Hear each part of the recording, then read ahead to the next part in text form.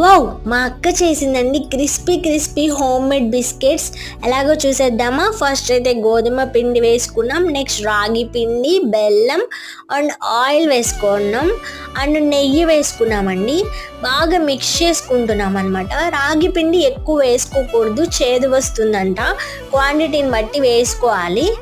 And next వచ్చేసి బాగా mix చేసుకున్న తర్వాత మనం ఇక్కడ ఆయిల్ హీట్ చేసుకుంటున్నాం. చూడండి, మేము వేరుశనగ ప్యూర్ గానుగ నూనె అనమాట యూజ్ చేస్తున్నామండి.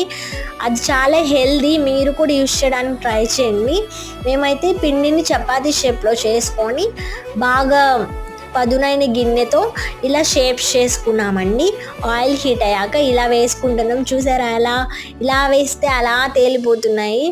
అయితే మనం అన్నీ వేసుకున్న తర్వాత ఫ్రై చేసుకోవాలండి. రాగి పిండి వేసుకున్నాం కదా, కొంచెం బ్రౌనిష్ కలర్ వచ్చేదా ఫ్రై చేసుకోవాలి. Like and subscribe. థ్యాంక్